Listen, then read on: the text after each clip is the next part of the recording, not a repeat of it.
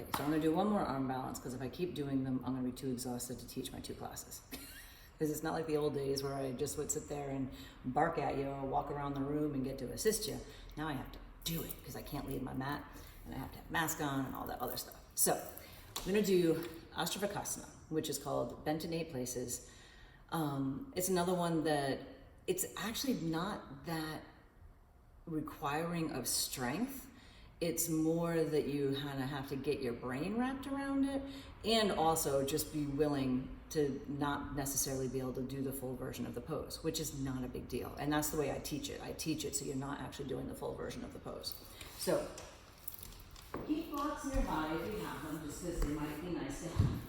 And this is exactly the way I teach this in class sometimes. And I'm sure there's plenty of different methodology around it. So just so you know what the pose looks like if you're not familiar with it, it's the one where you have your ankles crossed and you push them out to the side. So what I will usually start with, just to get people prepped, because if you start with that, sometimes people get really freaked out. Like I wouldn't say that's what we're gonna do first. I would just start with this. And then I would just have them cross one leg over the other. I have a tendency to always want to put my right leg on top, so it's good to switch them. And then bring one hand in between, and then just squeeze. And then the challenge for some people is that if they're either bow-legged or have flexibility kind of challenges, they may not be able to get their legs all the way together. You know, these big old thighs, there's no problem. They're going to touch. But I'm squeezing the arm pretty strong. Then you can start, and again, this isn't the arm balance yet, you're just starting to get the concept. You might come down to a forearm just so you can get a little bit more of the feeling of it. And then the leg being over the arm is really what keeps you lifted. And right now I'm only on fingertips and then just crossing the ankles. And now I'm just like in a little ball. And I can still totally feel this in my stomach. Then eventually you might have them start to play with straightening the legs, which not everyone's gonna be able to straighten their legs even that far. It's not necessary to straighten your legs.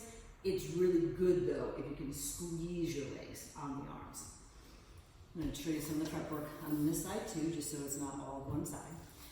So the other thing that I'll have people do sometimes, again, cross the ankles, so I'm on camera, get an arm in between, and you can kind of play here with letting yourself fold over and come back up. And just notice if you look at my top leg, see how right now I'm not squeezing?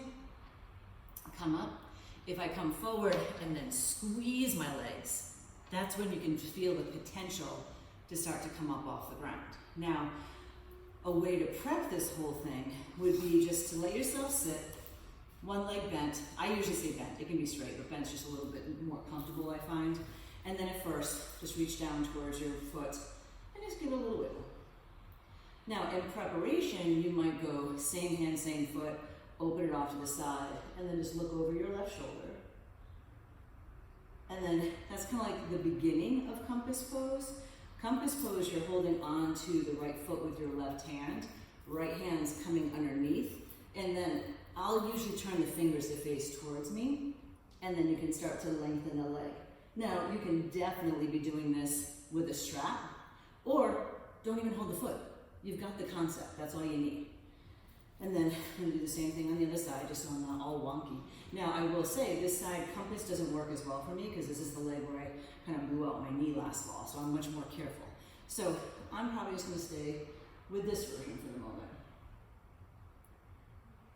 And as you come in, think of here, just if you can get your leg a little higher up on the shoulder, yes, that's great. And this is where we did the compass pose on the other side. I'm not going to take that chance with this leg. So now, hands can come down.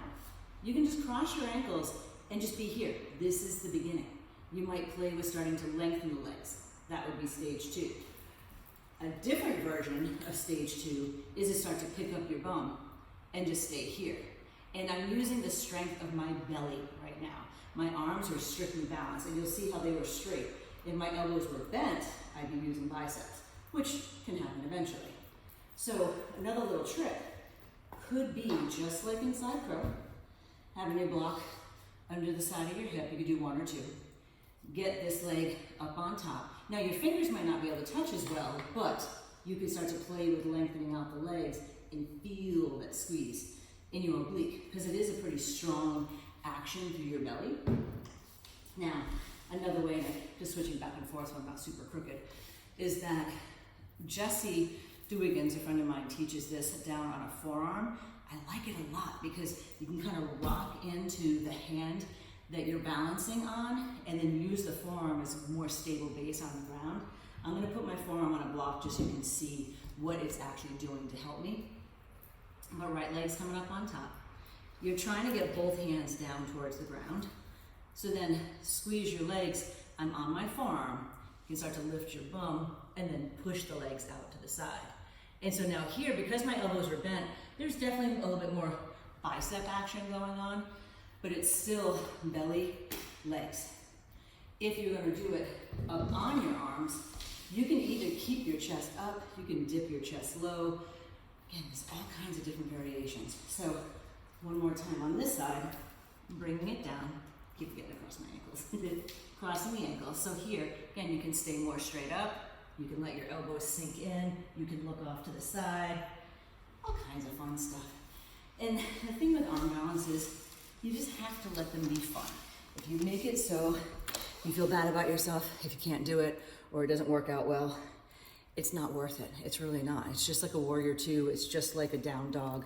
It just looks a little funkier. And back in the day, the whole concept or reason for doing arm balances wasn't because it looked cool or it got you on a magazine cover or something. It was so you'd get tired, so you'd take a longer shavasana and meditate better. So maybe approach it that way. It might help.